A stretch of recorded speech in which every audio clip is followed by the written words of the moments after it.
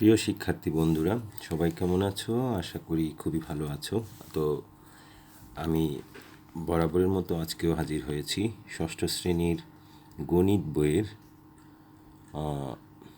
প্রথম অধ্যায়ের অনুশীলনী 1.1-এর যে সমস্যাগুলো রয়েছে সেই সমস্যাগুলো সমাধান করার জন্য আজকে আরও একটি এপিসোড নিয়ে হাজির হলাম তোমাদের সামনে। তো কথা না বাড়িয়ে চলো আমরা সেই সমস্যাগুলোর সমাধান করার চেষ্টা করি। তো ইতিপূর্বে আমি এই অধ্যায়টির উপরে অর্থাৎ প্রথম অধ্যায়ের উপরে আমি তোমাদেরকে ইতিপূর্বে 7টি এপিসোড দেওয়া হয়েছে এবং প্রতিটি এপিসোডে আমি খণ্ড খণ্ড আকারে তোমাদেরকে এই যে প্রথম অধ্যায়ে আলোচিত বিষয়গুলো, যেটা হচ্ছে প্রথম অধ্যায়ে ছিল আমাদের স্বাভাবিক সংখ্যা ও ভগ্নাংশ সম্পর্কে প্রাসঙ্গিক যত আলোচনা, সেই আলোচনাগুলো এখানে আমি বিস্তারিত 7টি এপিসোডের মাধ্যমে তোমাদেরকে বোঝানোর চেষ্টা করেছি, আলোকপাত করেছি, ব্যাখ্যা করেছি। সর্বশেষ তাহলে আমরা এখন এই অনুশীলনীটি, এই যে এই অধ্যায়ের যে অনুশীলনী রয়েছে নির্দিষ্ট, সেই নির্দিষ্ট অনুশীলনী সমস্যাগুলোর সমাধান করার চেষ্টা করব। তো তাহলে আমরা প্রথম যে সমস্যাটি এখানে রয়েছে সেই সমস্যাটি সমাধান করার চেষ্টা করি। সমস্যাটির মধ্যে 1 নাম্বার সমস্যা, যেখানে বলা হচ্ছে যে নিচের সংখ্যাগুলো অঙ্কে লেখো। তাহলে আমাদেরকে বলা হচ্ছে যে অঙ্কে লেখার জন্য, তো অঙ্কে লিখতে গেলে আমাদের কি করতে হয়? আমরা জানি যে সংখ্যাকে হচ্ছে দুইভাবে প্রকাশ করা যায়। সংখ্যাকে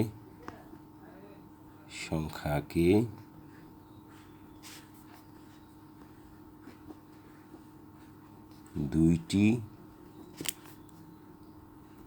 উপায়ে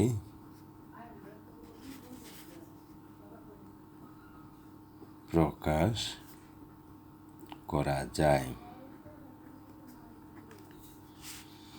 কিভাবে? 1 নাম্বার হচ্ছে অঙ্কে প্রকাশ করা যায়।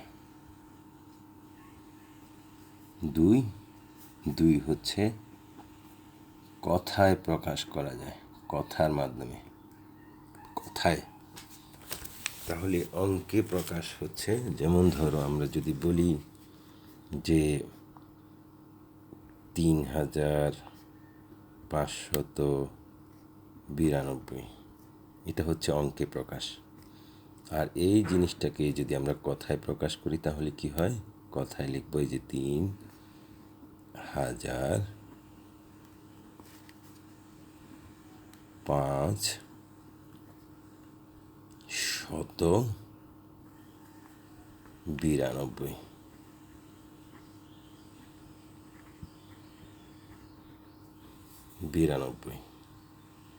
তাহলে এই যে আমরা একটি সংখ্যাকে দুইভাবে প্রকাশ করতে পারলাম, বা আমরা এই যে প্রকাশ করার যে প্রক্রিয়া, এটাই হচ্ছে সংখ্যাকে প্রকাশ করি আমরা দুইটি উপায়ে। এই বিষয়টাকেই আমাদেরকে এখানে করতে বলা হচ্ছে কি, যে সংখ্যাগুলোকে অঙ্কে লেখো। তাহলে সংখ্যাগুলো কথায় দেওয়া আছে 20,070, 30,008, 55,400। তাহলে এই যে সংখ্যাগুলো এখানে দেওয়া আছে এগুলোকে আমাদের কথায় দেওয়া আছে, আমরা এগুলোকে অঙ্কে প্রকাশ করব। তাহলে 1 নম্বরের ক এর মধ্যে প্রথমে যেটা দেওয়া আছে 20,070, তা আমরা 20,070 কীভাবে লিখব? দেখো, আমরা জানি যে হাজারের মধ্যে দুটি অঙ্ক মিলে হাজারের যে ঘর আমাদের দেশীয় পদ্ধতিতে, এখানে আমরা আমাদের যেন মনে পড়ে তার জন্য আমরা হচ্ছে আবারও সেই দেশীয় পদ্ধতিতে যে সংখ্যা গণনার যে একটি তালিকা বা টেবল দেওয়া থাকে, সেই টেবলটা আমরা আবার একটু দেখার চেষ্টা করি। দেখো, এখানে আমাদের হাজারের ঘরে এই যে হাজারের মধ্যে দুটি একক মিলে কিন্তু হাজার, অর্থাৎ হাজারের ঘরে দুটি অঙ্ক লিখে বসে। একইভাবে লক্ষের গড়েও দুটি অঙ্ক বসে, আর কোটির গড়ে অগণিত। যদিও এখানে কোটি একটি অঙ্ক দেওয়া হয়েছে, তা আমাদের মাথায় রাখতে হবে এদিক থেকে কোটি মানে অঙ্ক যদি আরও বাড়তে থাকে। আমাদের হচ্ছে দেশীয় পদ্ধতিতে মোট 8টি একক আছে, মানে 8টি এককের মধ্যে মূলত নাম হচ্ছে একক, দশক, শতক, হাজার, লক্ষ, কোটি। তাহলে এখানে দেখো হাজারের পরে অযুত আছে, অযুতটাও কিন্তু হাজার, সেই জন্য আমরা এখানে হাজার এবং অযুত দুইটাকে একসাথে বললাম হাজার। এরপরে অযুতের পরে লক্ষ আছে, লক্ষের পরে নিযুত আছে, নিযুতটাও কিন্তু লক্ষ, সেই জন্য আমরা নিযুতেকেও লক্ষ নাম দিয়ে, তার মানে হচ্ছে লক্ষের ঘরে দুটি অঙ্ক, হাজারের ঘরেও দুটি অঙ্ক, আর কোটির ঘরে যদিও এখানে একটি অঙ্ক দেখাচ্ছে কিন্তু অগণিত এদিকে আরও হতে পারে, যতগুলোই হোক তাদের নাম আমরা কোটি বলবো। তাহলে আমাদের মোট নাম কয়টি? 1টি, 2টি, 3টি, 4টি, 5টি, 6টি। অর্থাৎ দেশীয় পদ্ধতিতে মোট 6টি এককের নাম আছে। 6টি একক। সংখ্যাকে প্রকাশ করার জন্য 6টি একক এখানে নামকরণ করা হয়েছে, 6টি একক দেশীয় পদ্ধতিতে। তাহলে দেশীয় পদ্ধতিতে মোট একক কয়টি? 6টি। এখন এই যে 6টি একক, সেগুলোকে আমরা এখানে কিভাবে প্রকাশ করব? আমরা যখন কেউ মুখে বলবে, কথায় বলবে, সেটাকে অঙ্কে কিভাবে প্রকাশ করব? আসি আমরা আবারও সেই জায়গায়। এখানে বলা হচ্ছে 20,070। তাহলে আমরা যতটুকু যেটা জানি, আমাদের জানা মতে যে হাজারের ঘরে দুটি অঙ্ক, তাহলে আমরা 20,000 মানে দুটি অঙ্কর মধ্যে একটি হবে 2 আর একটি হবে 0, তাহলে 1000 হয়ে গেল। এরপরে কমা দিয়ে দেবো, কারণ আমরা জানি যে হাজারের পরে কমা দিতে হবে। 20,000 দিলাম 70, তাহলে 70 মানে হচ্ছে এই যে 70। কিন্তু এখানে আমাদেরকে একটি জিনিস আমরা মিস করে গিয়েছি, সেটা হলো যে শতকের ঘরটা আমরা মিস করে গিয়েছি। তো শতকের কোনো কথা এখানে নাই। এখানে প্রথমে হাজারের কথা বলেছিল, তারপরে সরাসরি দশকের মধ্যে 70 দশক, অর্থাৎ 70 মানে হচ্ছে 7 হচ্ছে দশকের ঘরে, আর 0 বসবে এককের ঘরে, তাহলে হয়ে যাবে 70। কিন্তু শতকের ঘরটা তো আমরা কিছুই লিখলাম না। কেন লিখিনি? কারণ হচ্ছে এখানে কোনো শতকের কোনো উল্লেখ ছিল না এই সংখ্যাটিতে। তাহলে আমরা কি এটা কি খালি রাখবো? না, খালি রাখা যাবে না। খালি জায়গাটা রাখলে পরে সংখ্যাটি মানে সঠিকভাবে লেখা হবে না, অর্থাৎ এটা তখন ভুল হয়ে যাবে। সংখ্যাটিকে সঠিকভাবে মানে অর্থাৎ আমাদের অঙ্ক পাতনটা, এটাকে আমরা তো মানে এটাকে এই যে আমরা লিখছি, এটা হচ্ছে অঙ্ক পাচ্ছি, আমরা অঙ্ককে পাতানো হচ্ছে, অঙ্ককে আমরা পাচ্ছি মানে সাজাচ্ছি, বসাচ্ছি। এই যে অঙ্ক বসানো, কেউ মুখে বলবে বা কারো কাছ থেকে দেখে বা আমার নিজের মনে আমি যতটুকু যেই সংখ্যা আমাদের হিসাব নিকাশের জন্য লেখা প্রয়োজন, সেই লেখার যে প্রক্রিয়া মানে লিখে প্রকাশ করা, এটার নামই হচ্ছে অঙ্ক পাতন। এখানে আমরা অঙ্ক পাচ্ছি, অঙ্ককে সাজাচ্ছি। পাতা মানে হচ্ছে বসানো বা সাজানো, তাহলে বা প্রদর্শন করা। তাহলে এখন আমরা যে শতকের উল্লেখ নেই, এটা না যদি আমরা এখানে যদি আমরা কোনো কিছু শতকের জায়গায় যদি কোনো কিছু না দিয়ে এভাবে খালি রেখে দিই, তাহলে সংখ্যাটি কি হবে? সঠিক হবে? হবে না। কেন? দেখো আমরা গুণে দেখি, একক, দশক, শতক, হাজার। তাহলে 2টা হাজারের ঘরে দেখা যাচ্ছে, কিন্তু আমাদের তো বলেছে 20,000। তাহলে আমরা যখন লিখলাম 20,000 দিয়ে কমা দিয়ে তারপরে 70 বললো, 70 লিখে দিলাম, তাহলে তাতে কি সঠিকভাবে সংখ্যাটিকে পাতা হয়েছে? হয়নি। কেন? আমরা সেটা বুঝতে পারছি কিভাবে? যে যখন আমরা আবার লিখার পরে গুনছি যে একক, দশক, শতক, হাজার, তার মানে এখানে দেখা যাচ্ছে 2,000 বলা হচ্ছে, কিন্তু আসলে তো 2,000 না, এখানে বলেছিল 20,000। তাহলে ভুলটা কোথায় হয়েছে? এই যে ভুল হয়েছে আমরা যে শতকের ঘরে কিছু না দেওয়ার কারণে। তাহলে শতকের ঘরে যদি আমরা একটা 0 দিয়ে দিই, যেহেতু শতকের কোনো উল্লেখ নেই, তো যে এককের কোনো উল্লেখ থাকবে না, সেই এককের জায়গায় আমাদেরকে 0 দিয়ে মানে পূরণ করতে হবে, তাহলে আমরা সঠিক সংখ্যাটি আমরা পাততে পারবো, লিখতে পারবো। এখন গুণে দেখি, একক, দশক, শতক, হাজার, অযুত। তার মানে এখন হয়েছে এই যে 20,000, আর শতকের ঘরে কিছু না থাকা সত্ত্বেও সংখ্যার পূর্ণ মান বজায় থেকেছে। সঠিক মানটা আমরা বজায় রেখে সঠিক শুদ্ধরূপে অঙ্ককে পাততে পেরেছি। এখন আমরা একটা এরকম সেমিকোলন চিহ্ন দিয়ে দেবো, যেহেতু এখানে আরও একাধিক সংখ্যাকে আমাদেরকে পাততে হবে। তো এখন আমরা আসি, তাহলে পরবর্তী সংখ্যাটা কি? পরবর্তী সংখ্যাটা হচ্ছে 30,008। তো দেখো 30,000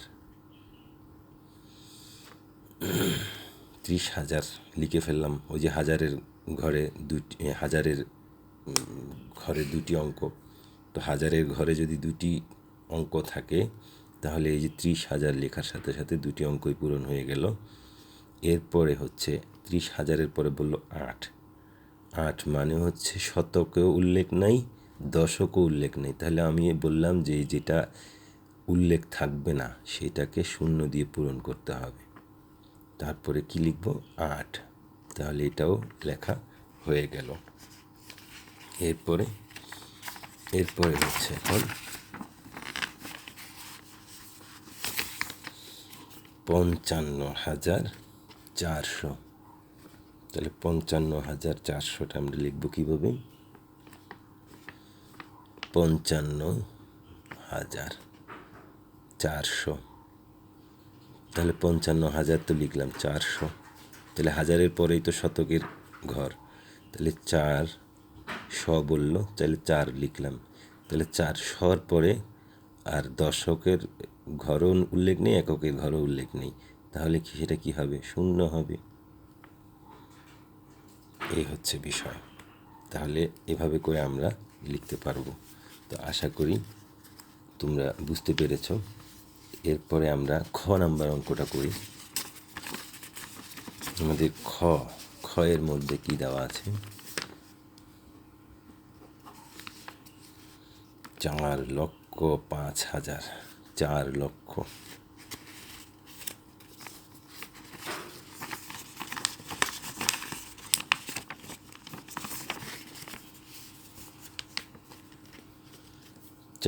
খ নাম্বারে 4,05,000। তাহলে 4 লক্ষ, আমরা জানি যে লক্ষের মধ্যেও 5টি ঘর থাকে। তো এখানে 4 লক্ষ বলাতে শুধু 4 দিয়ে কমা দিয়ে দেব। তারপরে 5,000 বলেছে, তাহলে 5,000 মানে আমরা তো জানি যে হাজারের ঘরেও দুটি অঙ্ক। তাহলে এখন 5,000 বলার কারণে আমাদেরকে হাজারের ঘরের প্রথম অঙ্কটিকে শূন্য দিতে হবে, তারপরে দিতে হবে 5। আমরা যদি শুধু ডাইরেক্ট এভাবে লিখে দিই যে 4,05,000, তাহলে কিন্তু সেটা হবে না, কারণ হাজারের ঘরে তো দুটি অঙ্ক। তা আমাদের দুটি অঙ্ক লেখার জন্য যেহেতু জায়গা আছে, সেখানে শুধু 5,000 বলা মানে হচ্ছে সেখানে একটি অঙ্ক, প্রথম অঙ্কটি শূন্য হবে। সেই জন্য আমরা লিখব 4,05,000, এই যে শূন্য দিয়ে। তারপরে কি, হাজারের পর আর কিছু বলার নেই, তার মানে ওই শতকের অঙ্ক এবং দশকের অঙ্ক এবং এককের অঙ্কগুলো শূন্য হয়ে যাবে। এটাই হচ্ছে 4,05,000। এরপরে আসি, যদি আমরা এরপরেরটাকে লিখি 7,02,075। 7 লক্ষ। লক্ষের মধ্যে আমাদের কি থাকে? দুটি অঙ্ক থাকে। তো সেখানে প্রথম অঙ্কটি আমাদের শূন্য লেখার দরকার নেই এখানে, যেহেতু প্রথমেই শূন্য দিলে সেই শূন্যের কোনো মান থাকে না, সেই শূন্য দেওয়া না দেওয়া একই কথা। তাই আমরা লক্ষের প্রথম ঘরটি এখানে শূন্য দেওয়ার প্রয়োজন হলেও, যেহেতু একেবারে সংখ্যাটির প্রথম অঙ্ক, সেক্ষেত্রে শূন্য দেওয়ার কোনো প্রয়োজন নেই। আশা করি বুঝতে পেরেছ বিষয়টি, যে আমরা শূন্য তখনই দেব যখন হচ্ছে শূন্যটা আমাদের সংখ্যার মাঝখানে প্রয়োজন হবে। শূন্য যদি সংখ্যার একেবারে শুরুতে, একটি সংখ্যা লেখার শুরুতেই, যেমন ধরো এখানে আমি যদি 7 লক্ষ এভাবে লিখি, 7,02,000, 0, 2, এভাবে লিখলাম। তাহলে এই যে এখানে একটা শূন্য দিলাম, এই শূন্য দেওয়া এবং না দেওয়া সমান কথা। কারণ একটি সংখ্যার শুরুতেই যদি প্রথম অঙ্কটা যদি শূন্য হয়, সেই শূন্যের কোনো মান বা ভ্যালু থাকে না। তো যেইটার কোনো মান বা ভ্যালু নেই সেটা দেওয়া এবং না দেওয়া একই কথা। সেই জন্য আমরা 7 লক্ষ লেখার সময় কি করব, যে এভাবে লিখব। 7 লক্ষের মধ্যে 2টি অঙ্ক থাকা সত্ত্বেও প্রথম অঙ্কটি আমাদের ব্যবহারের প্রয়োজন হচ্ছে না, তাহলে শুধুমাত্র দ্বিতীয় অঙ্ক 7 লক্ষের যে প্রথম অঙ্কটি শূন্য না লিখে শুধু 7 লিখব, তারপরে দেব কমা, তারপরে কি লিখব 2000। 2000 মানে আমরা তো জানি যে হাজারের মধ্যে 2টি অঙ্ক, তাহলে এখানে 2000 লিখতে গেলে আমরা ডাইরেক্ট 2 লিখে ফেললে সেটা হবে না। কেন? কারণ এখন কিন্তু সংখ্যার মাঝামাঝি চলে আসছে। একটি সংখ্যার মাঝামাঝি যদি কোনো একটি এককের একটি অঙ্ক লেখার প্রয়োজন হয় আর একটি অঙ্ক লেখার প্রয়োজন না হয়, সেক্ষেত্রে যে অঙ্কটি লেখার প্রয়োজন হয় না বা যে অঙ্কটি উল্লেখ থাকে না, সেই অঙ্কের জায়গাতেই তখন শূন্য বসাতে হয়। কিন্তু প্রথমে একেবারে শুরুতে সেটা দিতে হবে না, আর শেষের দিকেও দিতে হবে। যেমন আমরা এই যে এটার মধ্যে দিয়েছিলাম, আমরা কি দিয়েছিলাম, যে এখানে ছিল 55,400। 55,400, এই যে 55,400 বলার কারণে আমরা শতক 400, তাহলে 4 দিলাম শতকের ঘরে। তাহলে দশক এবং একক উল্লেখ না থাকার কারণে আমরা এখানে শূন্য দিয়েছি। কেন? কারণ এখানে কিন্তু এই শূন্যের ভ্যালু আছে। তাহলে মাঝখানেও ভ্যালু থাকে, ডান দিক থেকে থাকলেও ভ্যালু থাকে। অর্থাৎ শুধুমাত্র সংখ্যার শুরুতে শূন্য থাকলে সেটার কোনো ভ্যালু থাকে না। বাদ বাকি যদি কোনো সার্থক অঙ্কের পরে শূন্য দেওয়া থাকে ডান দিকে, তাহলে তাদের কিন্তু ভ্যালু থাকে। সেই জন্য এখানে শূন্য কোথায় লিখতে হবে সেটা বুঝতে পারাটা অত্যন্ত জরুরি। আশা করি বুঝতে পেরেছ। তা আমি এখন লিখি যে 7,02,075। 7 লক্ষ লিখলাম, 2000। তো এখন 2000 লিখতে গেলে আমাদের হাজারের মধ্যে যে 2টি ঘর, তো 2টি ঘর বা 2টি অঙ্ক, তার মধ্যে আমাদের 2টি অঙ্ক ব্যবহার করার প্রয়োজন হচ্ছে না। তাহলে প্রথম অঙ্কটি শূন্য দিলেই হবে। শূন্য যদি না দেয় তাহলে কিন্তু অঙ্কটা ভুল হয়ে যাবে। তাহলে 7,02,000, 2000-এর মধ্যে আমাদের প্রথম হাজারের বা অর্থাৎ এটা হচ্ছে অযুতের অঙ্ক, অযুত এবং হাজার। তাহলে এখানে আমরা অযুতের ঘরটা শূন্য রাখলাম, হাজারের ঘরটাতে 2 দিলাম। তারপরে কি বলল 75।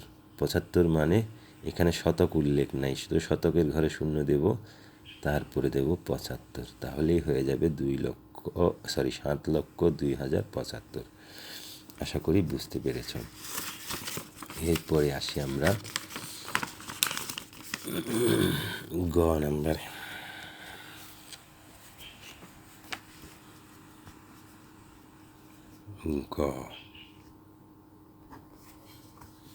গ এর মধ্যে বলা হচ্ছে 76,09,070। 76,09,000।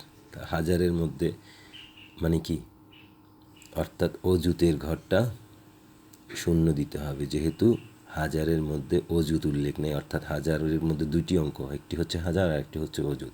তো এখানে শুধুমাত্র 9,000 হওয়ার কারণে আমাদের অযুতের অঙ্কটি শূন্য দিলাম, তারপরে দিলাম 9,000 হলো 76,09,070। 70 মানে এখানে শতকের ঘর খালি থাকবে, তারপরে 70 দিলেই আমাদের সংখ্যাটি হয়ে যাবে 76,09,070। এই যে গুণে দেখো, একক, দশক, শতক, হাজার, অযুত, লক্ষ, নিযুত, তার মানে 76,09,070। এরপরে হচ্ছে আবার সেমিকোলন দিয়ে লিখলাম। সেমিকোলন দিয়ে এবার কি লিখব, 30,09,004। 30,09,000, তার মানে হাজারের উল্লেখ নেই। হাজারের ঘরে 2টি অঙ্ককেই আমরা শূন্য দিয়ে দেব। তারপরে কি 904।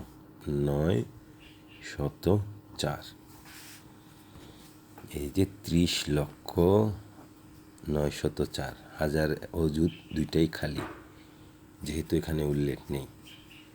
30,09,04 এই সংখ্যাটির মধ্যে হাজারের কোনো উল্লেখ নেই, তাই 30 লক্ষ লিখে হাজার এবং অযুত দুইটা অঙ্কতে, অর্থাৎ হাজারের যে দুটি অঙ্ক, হাজারের ঘরের এই দুটি অঙ্ককে শূন্য দিয়ে পূরণ করে দিলাম, তারপরে 904 লিখে দিলাম। আশা করি এভাবে তোমরা তোমাদের যে পরবর্তী যতগুলো আছে সবগুলোকে তোমরা এভাবে সমাধান করতে পারবে। তো এখানে আমি তোমাদের জন্য ঘ এবং ও এই দুটি আমি তোমাদের জন্য রেখে দিলাম। আমি চ, ছ এবং বর্গীয় জ, আচ্ছা আমি ঘ, ও, চ, ছ এই তিনটা, এই তোমাদের 1, 2, 3, 4 এই 4টি সমস্যা তোমাদের জন্য রেখে দিলাম, এটা তোমরা করবে। আমি বর্গীয় জ এবং ঝয়ের মধ্যে চলে আসি। বর্গীয় জতে কি বলা হচ্ছে, 3,500 কোটি 85,09,21। তাহলে দেখো এখন কোটি কিভাবে লিখব। আমি তোমাদেরকে বলেছিলাম যে কোটি হচ্ছে অষ্টম নাম্বার যে অঙ্ক, একটি সংখ্যার মধ্যে যদি 8টি অঙ্ক থাকে তখনই সেই অঙ্কটির মান হয় কোটি। তাহলে আমরা এখন যদি এই কোটিটা আমরা যদি দেখি, যেমন ধরো তাহলে আমাদের একটু দরকার ঘ নাম্বার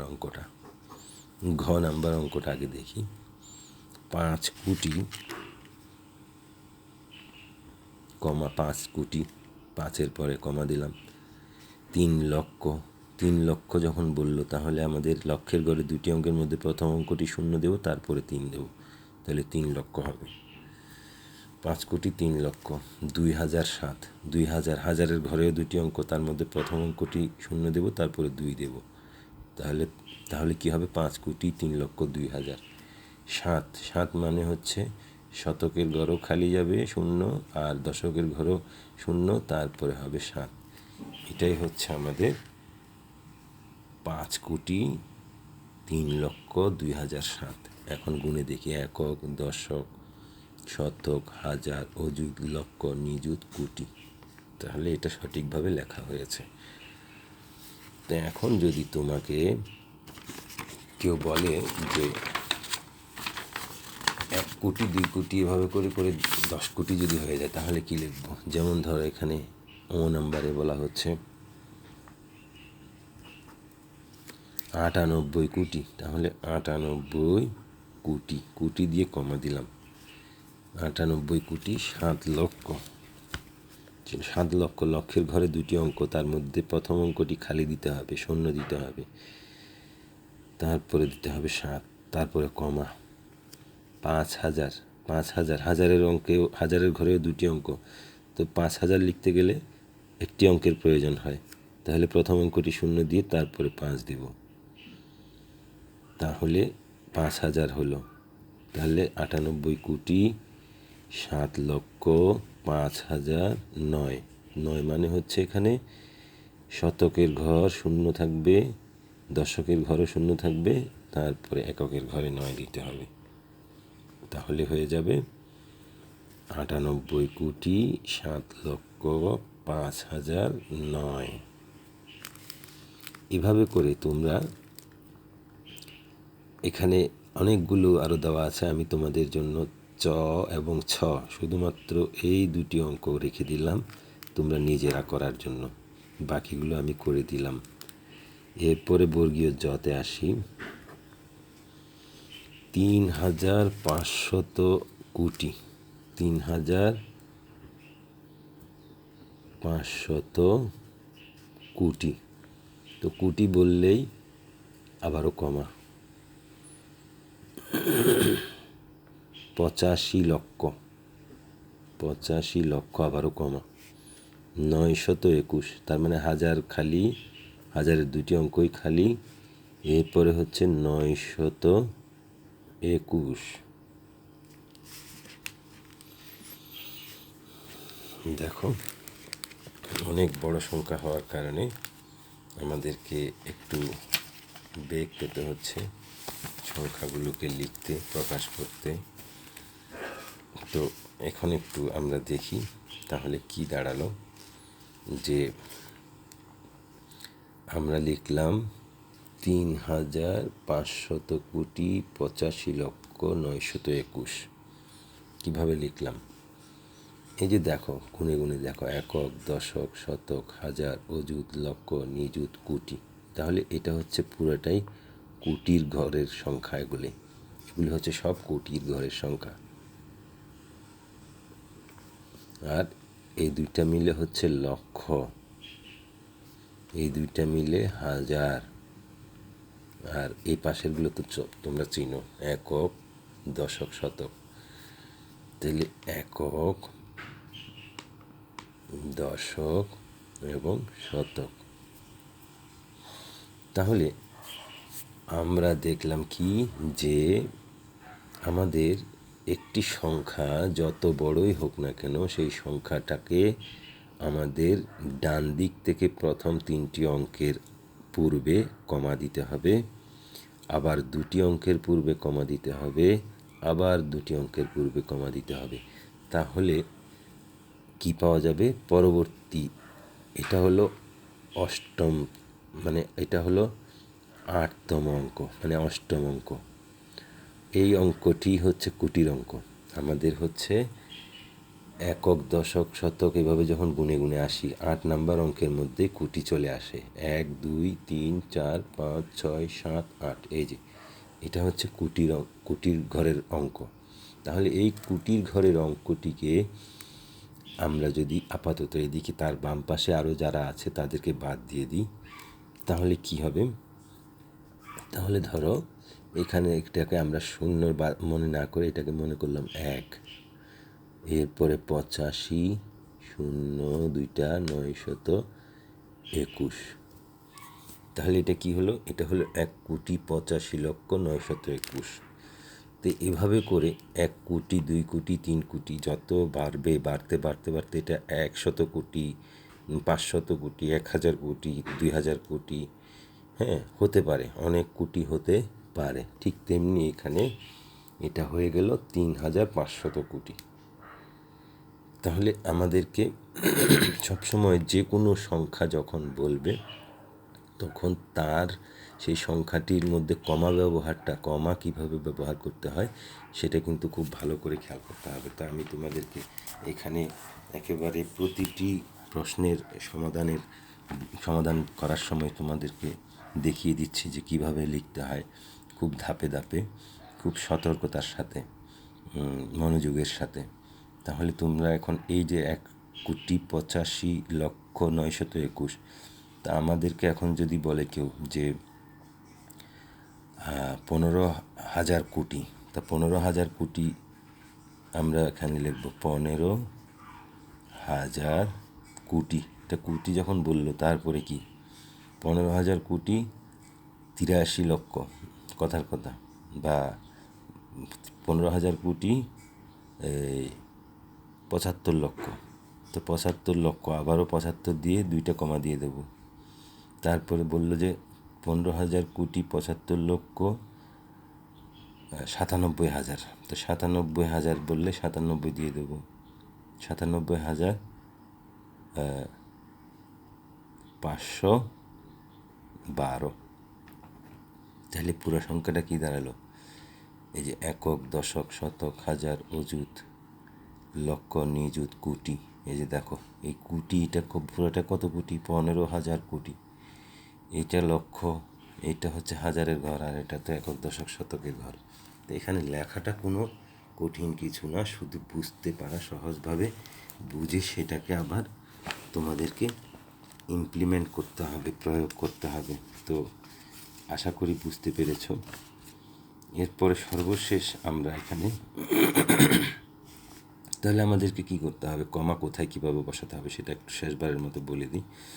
যে যত বড় সংখ্যাই হোক না কেন আমাদেরকে মাথায় রাখতে হবে আমরা ডান দিক থেকে গুনে গুনে প্রথম 3টি অঙ্কের পূর্বে কমা দেব, তারপরে 2টি, তারপরে 2টি, মানে দুইটা, প্রথমে তিনটার আগে একবার একটা কমা, তারপরে দুইটা দুইটা করে একবার একবার করে আরও দুইটা কমা, তাহলে তিনটার পূর্বে একবার কমা, দুইটা দুইটা করে একবার একবার কমা। তাহলে এইভাবে করে একটি প্রক্রিয়া এক ধাপ শেষ হয়। এটা হচ্ছে আমাদের শেষ হয় কোথায়?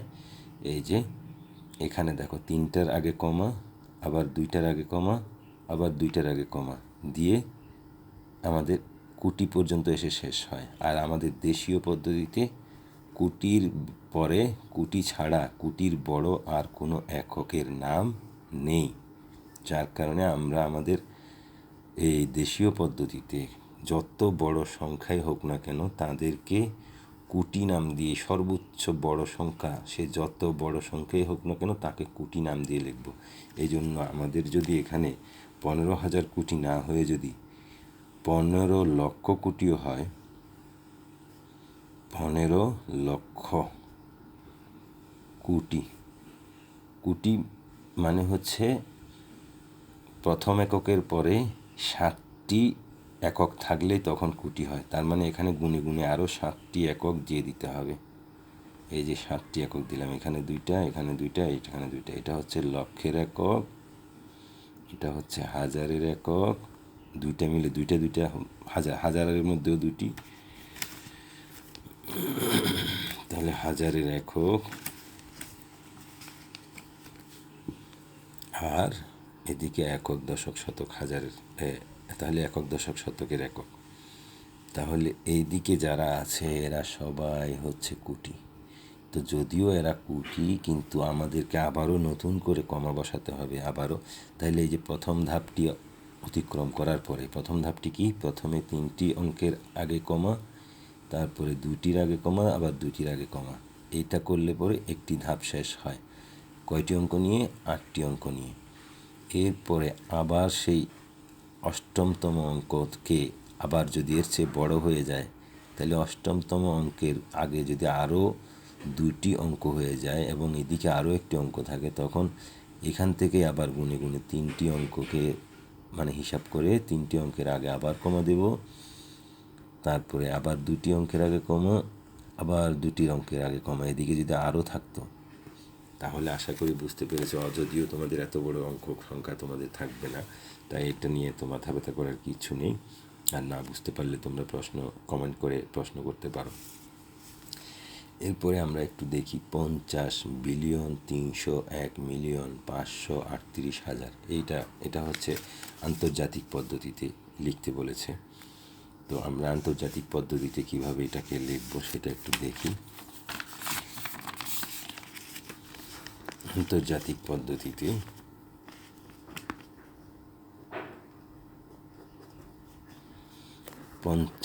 আমরা জানি যে আন্তর্জাতিক পদ্ধতি লেখার আগে আমরা একটু আন্তর্জাতিক পদ্ধতির তালিকাটি একটু দেখে আসি। আন্তর্জাতিক পদ্ধতিতে দেখো তালিকাটি কীরকম ছিল, যে একক, দশক, শতক। এককের ঘরেও একটি অঙ্ক, দশকের ঘরে একটি অঙ্ক, শতকের ঘরে একটি অঙ্ক, কিন্তু হাজারের ঘরে 2টি অঙ্ক, যেটা দেশীয় পদ্ধতিতে কিন্তু হাজারের ঘরে ছিল। আমাদের দেশীয় পদ্ধতিতে হাজারের ঘরে ছিল 2টি অঙ্ক, এই যে হাজার এবং অযুত।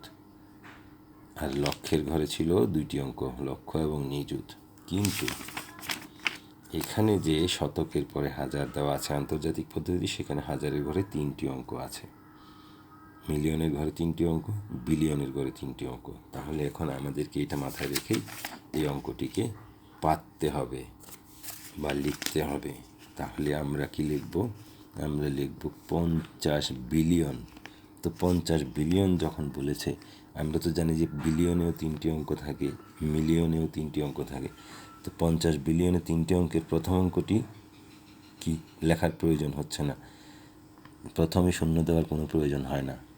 তাহলে আমরা লিখলাম 50 বিলিয়ন, কমা দিয়ে দিলাম, প্রতিটি এককের পরে কমা। 301 মিলিয়ন, 301 মিলিয়ন, কমা। 538,000, 538,000, হাজারের ঘরেও 3টি অঙ্ক, আবারও কমা দিলাম। 538,000 বলেছে, কত বলেছে? 538,000।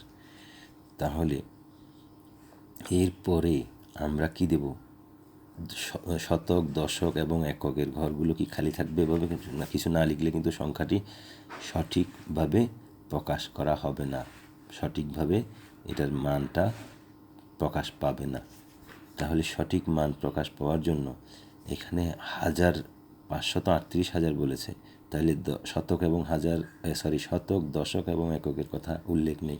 তো শতকের ঘরেও শূন্য দেব, দশকের ঘরেও শূন্য দেব, এককের ঘরেও শূন্য দেব, তাহলেই হয়ে যাবে এটা 50,301,538,000। একক, দশক, শতক, হাজার ও মিলিয়ন এবং বিলিয়ন। আমরা জানি যে এই আন্তর্জাতিক পদ্ধতিতে একক, দশক, শতকের পরে 3 ঘর মিলে হাজার হয়, আবার পরবর্তী আরও 3 ঘর মিলে মিলিয়ন হয় এবং আরও 3 ঘর মিলে হয় বিলিয়ন। তাহলে এখন সঠিকভাবে এটা আমরা প্রকাশ করতে পেরেছি। তাহলে অঙ্কে লেখা যে কোনো সংখ্যাকে দেশীয় পদ্ধতি অথবা আন্তর্জাতিক পদ্ধতি, যেই পদ্ধতিতেই হোক না কেন, আশা করি তোমরা অঙ্কে লেখা আর তোমাদের ভুল হবে না। সংখ্যাকে অঙ্কে প্রকাশ করা বা অঙ্ক পাতা যেভাবেই করতে বলুক, যত বড় অঙ্কই সংখ্যাই তোমাদেরকে লিখতে বলুক, সেই সংখ্যাকে তোমরা অঙ্কে প্রকাশ করতে পারবে সফলভাবে, সঠিকভাবে। আর এই পর্যন্ত তোমরা ভালো থাকো। পরবর্তীতে আমরা অনুশীলনীর দ্বিতীয়, তৃতীয়, চতুর্থ, পঞ্চম, ষষ্ঠ নাম্বার সমস্যাগুলোকে সমাধান করার জন্য পরবর্তী এপিসোডগুলিতে আবারও হাজির হব ইনশাল্লাহ। সবাই ভালো থাকবে, সবাইকে ধন্যবাদ।